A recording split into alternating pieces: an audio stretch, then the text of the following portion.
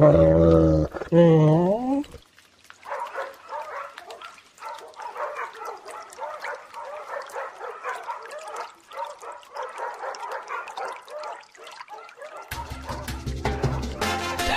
en la nube.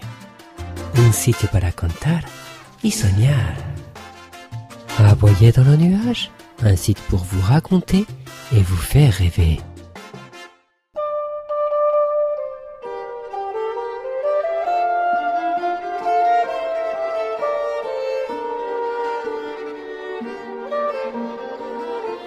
Un saludo, esto es Ladrando en la Nube y yo soy Salvi Melguizo, claro, como siempre, en Twitter @bimbalablanca. Hoy estoy en casa de Anun y José Manuel y estoy muy contenta porque me van a presentar a un amigo suyo que está aquí a mi lado, Miquel, que, bueno, estoy un poco nerviosa, que nunca he conocido a nadie que salga en la Wikipedia. No te preocupes. Es un representante de la familia de los Chuetas de Mallorca, que creo que en algún podcast he contado, que son descendientes de judíos que de alguna manera, por un lado les hicieron ser católicos, por otro les dejaron ser ellos, luego les volvieron a obligar a que fueran católicos y todos sus antepasados han tenido que tener etapas difíciles, pues de inquisiciones, de juicios, también grandes fiestas habrán tenido sus señores, ¿no? Se habrán divertido porque ahí hay de todo, pero estoy aquí un poco nerviosa, porque así, lo que digo, uno de la Wikipedia no es tan fácil. A tu pregunta. Bueno, en este momento lo que creo yo que las cosas no son como fueron, pero de alguna manera ser representante de todo ese pasado tiene que ser una gran responsabilidad, ¿no? Bueno, no, esto es una cosa que lo eres porque te viene de familia, te viene de historia y muchos lo son, como yo, y no lo quieren ser y lo dejan. Dicen, no les importa, no quieren saber nada y corren, como decimos nosotros, un túpido velo y no se habla más. Lo mío, además de, digamos, hereditario o ancestral, es también vocacional o teledirigido. Tú tenías, se han muerto algunos, 15 primos que tenían mis mismas historias, mis mismas circunstancias personales, y ninguno de ellos ha seguido el tema. O sea que esto es como si, no sé, como que algo o alguien te toca y tienes que hacerlo. Claro, te llega un poco al corazón, además de... Sí, que lo llevas dentro y que lo buscas, y cuando lo encuentras ves que es un terreno muy largo y un campo muy abierto, y lo sigues o no lo sigues, y corres todo el maratón o lo dejas un rato, lo haces un rato y lo dejas. Ajá. Hay de todo. A mí me sigue sorprendiendo cómo después de todo lo que ha pasado, pues la cantidad de familias así que ha habido, pues todavía existáis los descendientes, porque a lo sumo nos acordamos de nuestro abuelo, nuestro bisabuelo, pero vosotros pues por lo menos tenéis una larga familia para acordaros, y eso tiene que ser muy... Bueno, los que lo hemos buscado. La cuestión de los Chuetas de Mallorca fueron 15 familias. 15 familias que fueron represaliadas, asesinadas, o la palabra correcta, que José Manuel lo sabe mejor que yo, es penitenciadas. O sea, que de alguna manera sufrieron persecución y juicio por la Inquisición. Nosotros somos sus descendientes. Y claro, ahora mismo en Mallorca hay unas 20 o 25.000 personas que llevan alguno de los 15 apellidos. Como te he dicho antes, la mayoría les es indiferente o quisieran no llevarlos. Otros saben que los llevan, pero no quieren preocuparse más. Dicen que es un tema del pasado, que han ocurrido muchas cosas desde entonces y que esto está superado. Luego hay otros que tienen una inquietud, pero una inquietud personal, privada, cerrada, y quedamos luego unos pocos que tenemos una inquietud, digamos, mediática, de dar a conocer esto y de que la gente sepa que en Mallorca hay un fenómeno en la historia judía que es único en el mundo y que no está ni siquiera en la enciclopedia judía, porque es tan pequeño y en una tierra tan pequeña que apenas ha trascendido, digamos. y tenemos esta obsesión un poco de transmitir esto, y esto nos lleva a otras cosas, pero tú hablas de la familia Chueta. Bueno, sí, pero hay gente, yo me encuentro gente por la calle que me dice, ay, qué bien que estáis recuperando todo eso. Digo, no, tú también puedes hablar. No, claro. No, déjalo. Me gusta lo que hacéis, pero a mí que no me líen. O sea, esto es minoritario, ¿eh? No te creas que es un jubileo. A mí me ha llamado la atención que los apellidos Chuetas, los 15 apellidos Chuetas, son apellidos que estamos muy acostumbrados a oír y que, bueno, igual mucha gente, lo que bien dices, no hace caso ni se da por aludido del asunto, pero sin embargo es lo que siempre hablamos, ¿no? Que todos más o menos estamos parecidos, que todos somos primos aquí, ¿no? Más o menos. Sí, bueno, los 15 apellidos Chuetas, la mayoría ni siquiera son judíos. Son apellidos de los cristianos viejos que los dieron a los conversos en su día, y estos conversos, pese a llevar un apellido nuevo, siguieron judaizando. Entonces sus descendientes fueron estigmatizados como judíos que eran, pero no ha sido el apellido.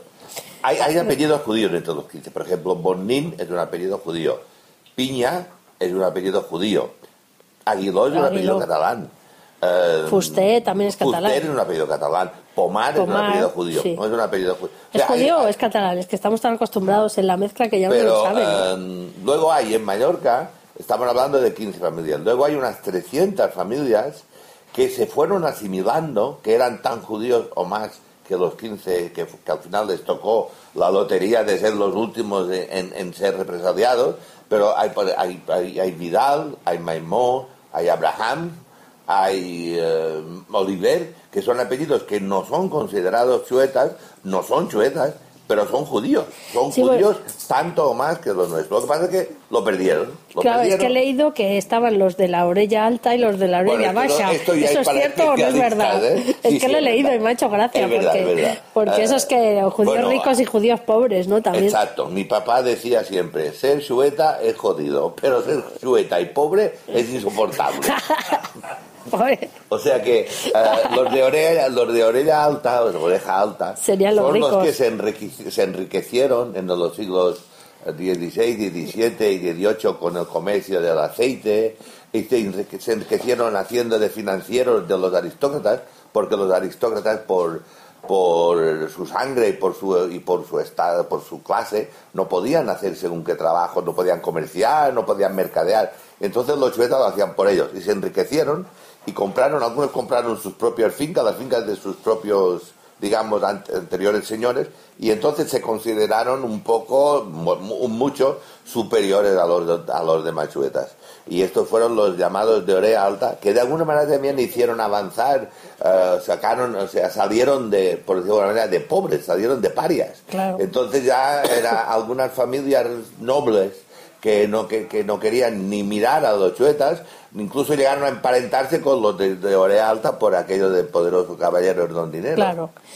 Una cosa que me llama la atención también es, de alguna manera, lo valientes que fueron algunos en esa situación de seguir judaizando. A pesar de la Inquisición, hombre, el poder económico facilitaba un poco eso, pero no deja de ser... No todos lo tenían.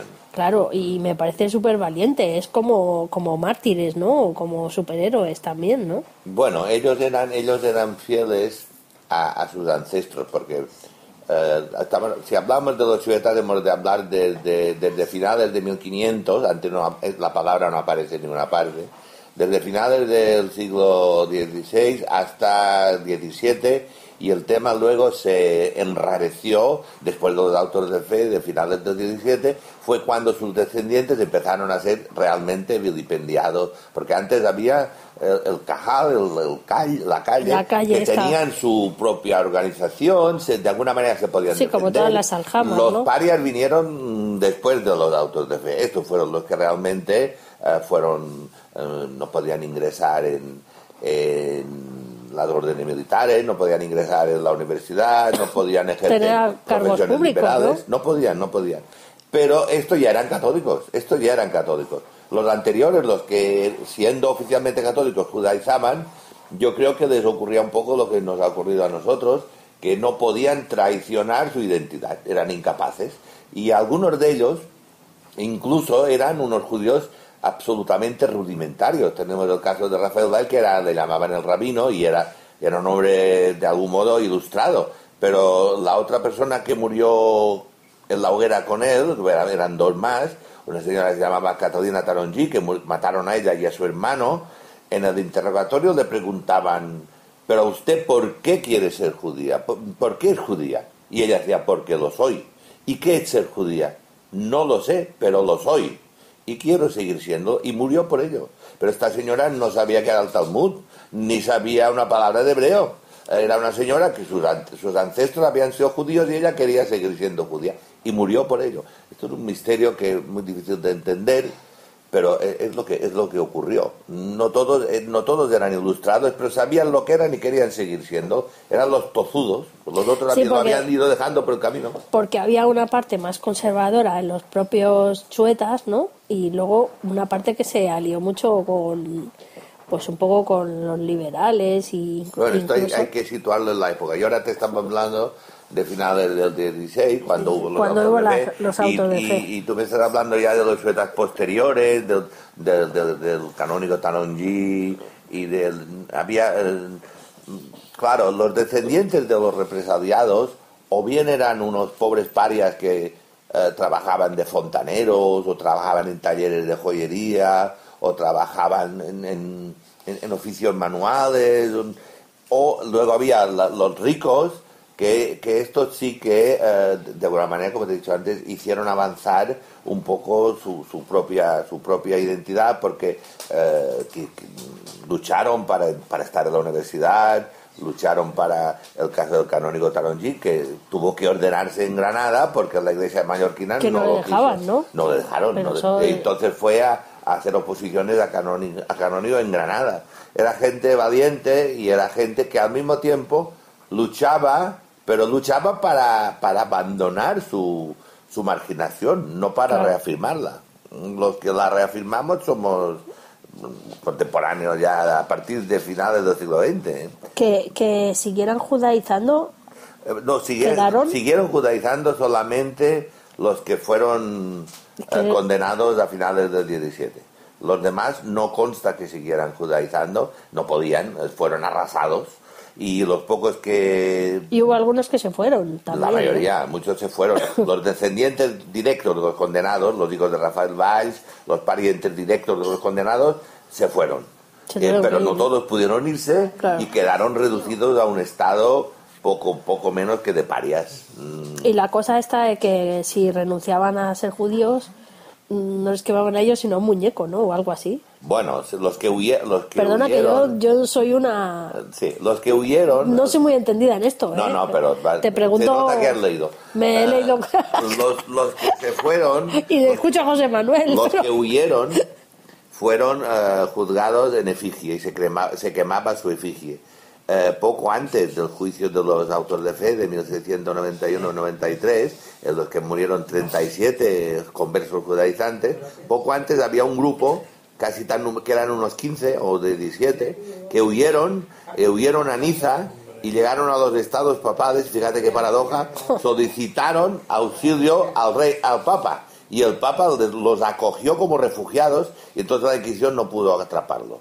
Ostras. Fíjate qué paradojas. Sí. Y entonces estos fueron juzgados en efigie y sus muñecos quemados, sus cuerpos, su representación en forma de muñeco fueron quemados. Y luego, cuando se descubría que un difunto había judaizado y se podía probar a través de testimonios de familiares, entonces desenterraban el cuerpo y quemaban los restos. Wow. Esto ya era lo más bestia que se pueda pensar. Y el castigo era varias generaciones, o sea, no solamente era a la persona que condenaban, ¿no? Sino que varias... Bueno, castigaban a sus hijos y a sus nietos. Y bueno, yo te daré un dato escalofriante. A principios del siglo XX, porque cuando hubo, creo que José Manuel me podrá informar mejor, la revolución que antecedió a la Primera República. Entonces la plebe, entre comillas, la turba quemó el convento donde estaba, el convento de Santo Domingo, que fue la sede de la Inquisición. Pero sobrevivieron, los sanbenitos sobrevivieron y siguieron colgados ahí en los restos del convento. Y a principios del siglo XX, los ciudadanos de Palma bien pensantes y burgueses, los domingos iban a pasear al lado del mar con los hijos y pasaban por delante del convento de Santo Domingo y les enseñaban a sus hijos: ¿ves estos nombres? Estos son los judíos, estos son los chuetas que mataron a Dios. Por eso pervivió tanto la memoria de los 15 apellidos y no de los anteriores. ¿Dónde queda el convento de Santo Domingo? Ahora está el Parlamento Balear. Está bien eso ahí. Porque además es que hay mala información, puesto que Dios era judío, o sea, que es que murió judío. Bueno, como dice Natalia. Jesús era judío. Y murió judío. Bueno, Dios murió judío. Y los primeros cristianos, hasta por lo menos el concilio de Nicea, todos eran judíos. Lo que no entiendo, o sea, es que es curioso que aunque ya fuera todo el mundo católico, todos los chuetas católicos siguieran llamándoles chuetas y siguieran teniéndolos ahí a todos como es que los casi apestados. Son precisamente los católicos. O sea, para entenderlo hay que trazar una línea entre el siglo V y el siglo XVII. En el siglo V había judíos anteriores a los primeros mallorquines, que eran seguramente descendientes de ciudadanos romanos que eran judíos. Consta que había judíos en el siglo V, con el obispo Severo, con la carta encíclica del obispo Severo. Cuando Jaume I llegó a conquistar Mallorca, que Mallorca era sarracena, allí había una comunidad judía. Estos judíos fueron respetados por los catalanes que conquistaron la isla y fueron incluso protegidos.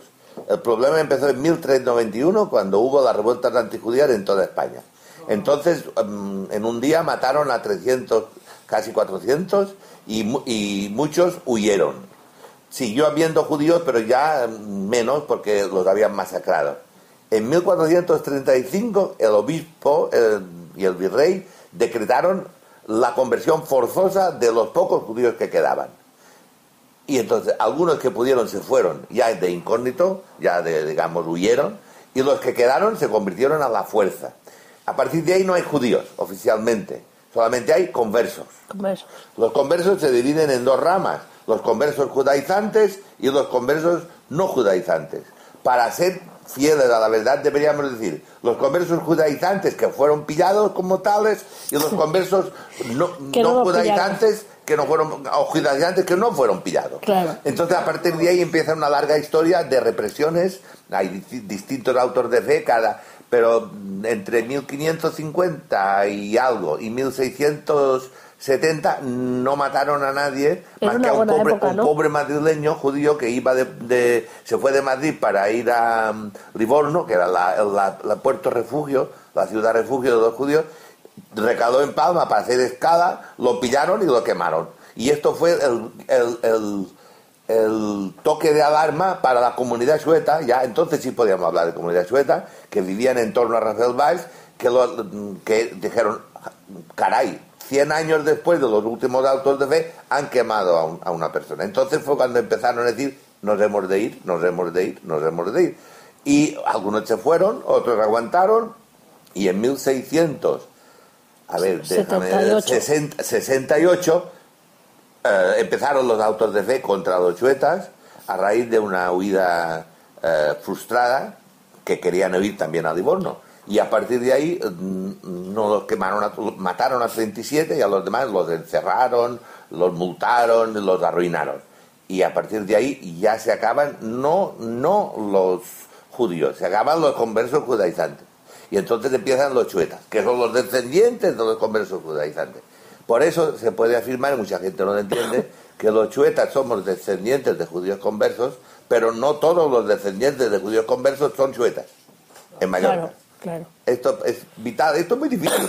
Isaac no lo entendía, yo lo tuve que explicar 3 o 4 veces. Sí, y entonces pasan los años y ¿cómo se mantiene esto? La Iglesia y la clase alta mallorquina se encargan de mantenerlo. Cuando a mí el gran rabino de Israel, Jonan Metzer, me dijo: ¿pero usted cómo sabe que es chueta? Dije: ¿pero cómo no lo voy a saber? Si desde que nací todo el mundo me lo ha recordado. Pero por favor, los que lo recordaban no eran los chuetas. Los chuetas querían olvidarlo, eran católicos y querían vivir tranquilos. Los que lo recordaban eran la iglesia, que los Viernes Santos clamaban contra los judíos, en la escuela, que los maestros llamaban a los alumnos chuetas y decían, a ver el hereje, que salga la pizarra. Por favor, pero entonces, eso era así, qué horror. ¿Eso era así? Así era. Lo recordaban así, sobre todo en ambientes rurales. En la Palma urbana, digamos, de principios del 20, durante la Renascença, esto tendió a apaciguarse. Pero en los pueblos era terrorífico. Y entonces, claro, ¿cómo ibas a olvidarlo si no te lo dejaban olvidar, si te señalaban con el dedo? Los chuetas no querían ser judíos. Ahora es algo que hemos recuperado algunos. Ya en democracia, cuando puedes decir yo voy a la sinagoga y que te peguen un tiro. Bueno, una cosa, y cuando la guerra civil y Franco, ¿eso qué? Ahí... Bueno, esto hay una historia bastante confusa y muy, muy compleja.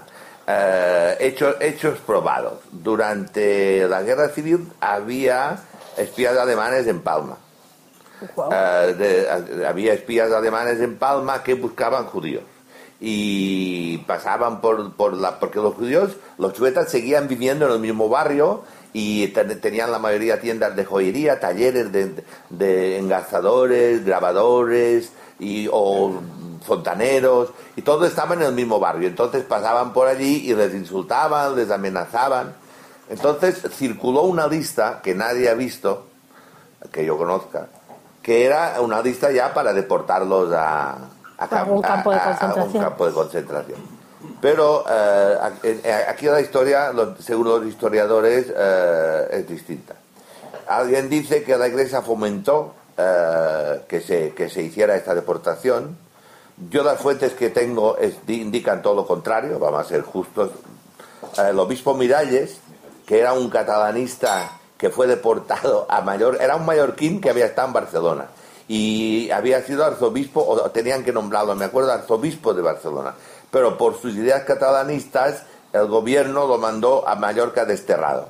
Y ese hombre era un hombre culto y se sabe que mantuvo entrevistas con jefazos de fascistas y que él desaconsejó la deportación porque llegó a decir: es que tendréis que deportar a media Mallorca. Si queréis ser justos y os lleváis a los 15 apellidos, ya os llevaréis a muchas personas. Pero si queréis llevar a todos descendientes de judíos, Mallorca quedará despoblada. Y entonces parece ser que paró el tema. No hay documentación, hay versiones distintas, hay historiadores de izquierda que han querido achacar a la Iglesia la culpabilidad de esa frustrada deportación. Yo no soy historiador, pero soy los que pienso que la Iglesia en aquel momento lo paró, lo detuvo. ¿Y después? Había un chueta muy famoso que era escritor, que se llamaba Cortés, que era un abogado de mucha enjundia, era un hombre muy bien relacionado con el mundo jurídico, y ese hombre lo primero que hizo cuando se produjo el alzamiento fue hacerse falangista. Pero lo hizo eso muy bien, porque detuvo mucho. En 1940 y tanto, ya acababa la guerra, escribió un libro sobre los chuetas en el que demostraba lo que yo te he dicho, que más de 400 familias eran descendientes de judíos. Y ese libro entonces no se publicó ya en democracia, pero con este libro el hombre paró muchísimo la hostilidad del régimen contra los chuetas. Él era un hombre del régimen, pero defendió muchos chuetas. Su documentación, que era extraordinaria, sus hijos la vendieron por 50.000 pesetas a un editor. Vaya. Que la tiene y no la ha publicado. Se llamaba Cortés, este hombre. Y ese hombre hay que concederle el mérito de haber aquietado, digamos, el antichuetismo del régimen después de Serrano Suñer. Antes de Serrano Suñer era otra cosa. Pero bueno, luego hay que decir otra cosa, y no la verdad. Muchos chuetas eran franquistas porque Franco para ellos era sinónimo de orden. Y me decían a mí, hablar con ellos: mira, si hay orden, nosotros podemos vivir. Cuando hay revueltas, aunque las hagan los comunistas o las hagan los anarquistas, los que vamos a recibir somos nosotros. Por eso nos va bien Franco. Y luego su último argumento era: es que Franco es judío y no nos va a hacer nada. Eso sí que es bueno. Pero luego también había una igual era cierto, por eso tenía esa tontería. También había chuetas ilustrados, abogados, ingenieros, que eran antifranquistas. Me gusta eso de que Franco era judío. A mí me gusta eso de que Franco sea judío. Me hace ilusión. Lo era descendiente. El apellido sí me equivoco. ¿Lo era? Pero bueno, era descendiente de conversos. Eso me encanta. Me parece espectacular, si fuera cierto o así. No, es cierto. ¿Es cierto? Era descendiente. Hay un libro muy interesante, se llama Franco y los judíos. No me digas, hay un libro.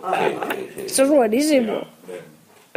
Y luego, bueno, pasa el 60 y tantos y cómo tú retomas lo del judaísmo y todo eso, bueno, tú y toda la gente que es como tú. Yo siempre supe que era algo distinto. Lo supe desde el momento en que fui a clase. Mi papá me matriculó en una escuela pequeña en Saboda. Hay todavía una escuela pública que es muy bonita, que la construyó Primo de Rivera.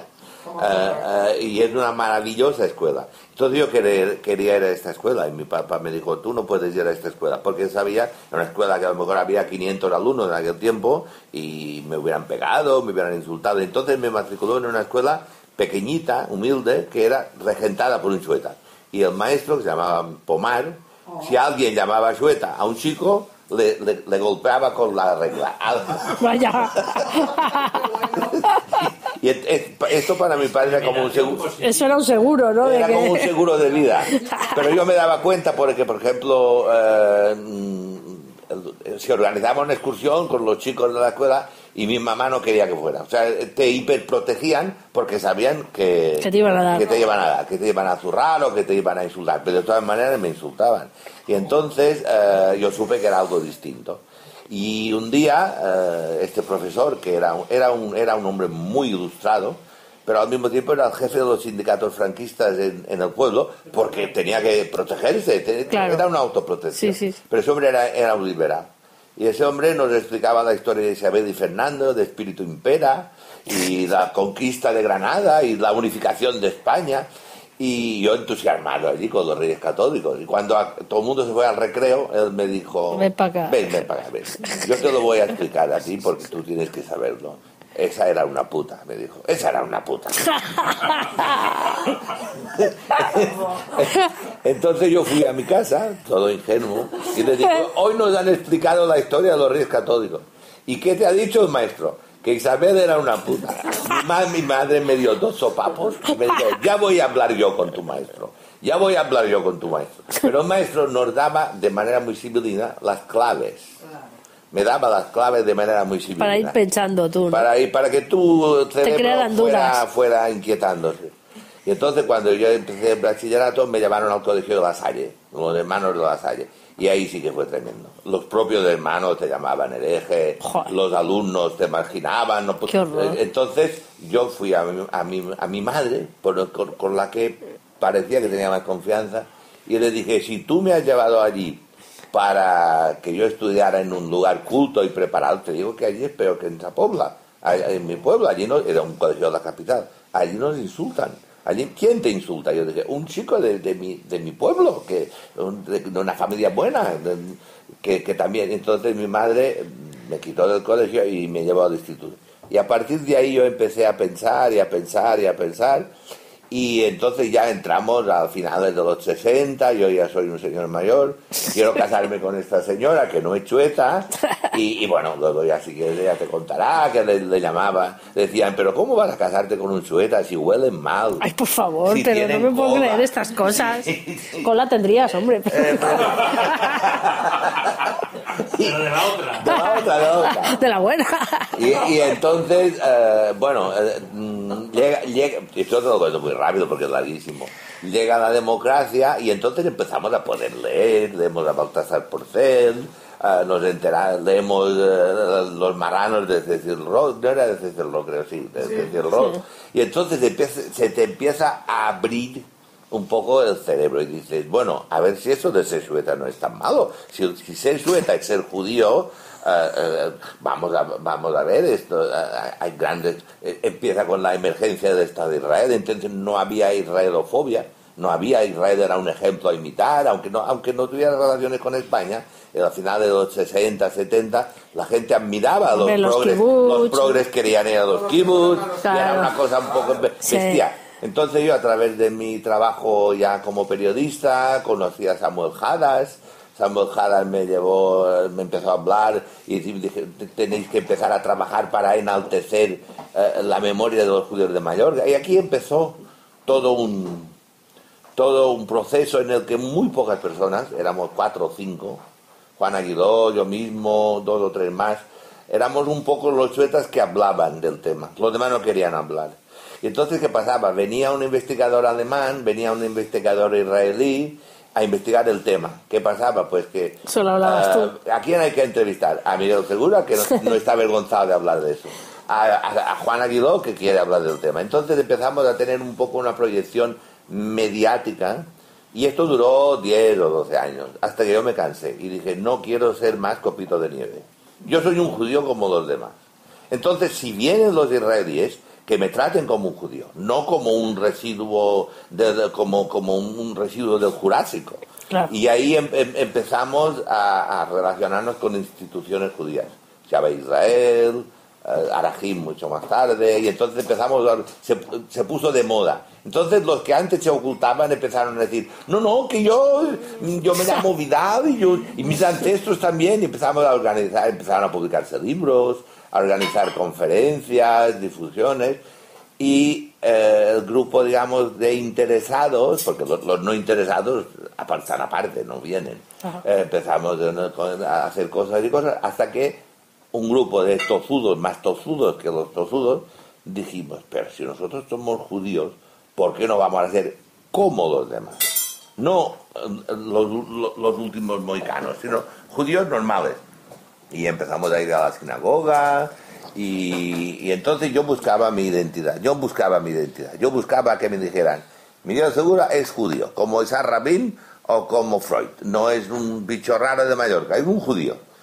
Pero luego me esperaba, detrás de la puerta me esperaba el judaísmo. Yo no me lo esperaba esto. Yo quería una identidad. Y al final surgió el tema de la religión, que habíamos dejado aparcada porque la religión católica no nos gustaba. Pero empezó el tema ya espiritual. Ya. Y esto ya es otra historia. Sí, pero tú judaizaste o... Yo judaizo ahora. Bueno, no, me refiero que si te obligaron a hacer todo el rito de... No, nadie me obligó a nada. Yo buscando mi identidad me di cuenta que para mí, no para otros, esto es un tema... Cada proceso de retorno o de conversión es personal e intransferible. Ahí no puedes ir en grupo. Entonces cada uno hace lo que es su camino de guía. Y yo pensé que yo quería ser judío, no como los de Meir Sharim, pero como los que he estado hoy, que son gente normal, pero que practican el judaísmo. Y entonces ya empecé a prepararme, a estudiar, y dejé de comer cerdo, dejé de comer marisco, dejé de comer conejo. Y entonces, perdóname, pero me dan asco la sobrasada, que no puedo con ella. No, pues estaba muy buena, no te creas. La textura me recuerda a otra cosa más asquerosa. No, pues está muy buena. La tocas así comer, está muy buena. No. Y entonces yo ya llegué a través de un proceso muy largo, y a través de Shabbat Israel, a hacer lo que... Yo no quería hacer el shiur, yo no quería hacer la conversión. Diga, si soy judío, ¿por qué me vais a convertir en lo que ya soy? Y entonces fui muy tozudo y logré que me reconocieran como judío. Y detrás de mí han venido retornos, ha habido como 4 o 5, y conversiones como 10 o 12. Sí. Chuetas, y también hemos rescatado a los Donusim, que en Mallorca también hay. Sí, Muñoz y gente que dice, yo siempre he tenido esta inquietud, y estamos en este proceso. Somos pocos, no podríamos ser muchos. Esto no es un partido de fútbol. Claro, no. Estos son procesos lentos y costosos, pero cada uno se ha ubicado en su sitio. Hay judíos culturetas, judíos preocupados por el tema cultural, y luego hay judíos religiosos, religiosos pero menos. Pues como en todos los lados, ¿no? Exacto. O sea, tampoco eso es mucha diferencia. Exacto. Y en este momento, ¿cómo están en general los chuetas? O sea...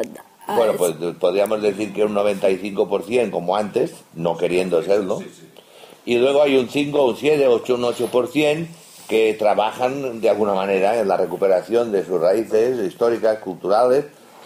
Alguno quiere también convertirse o hacer el retorno.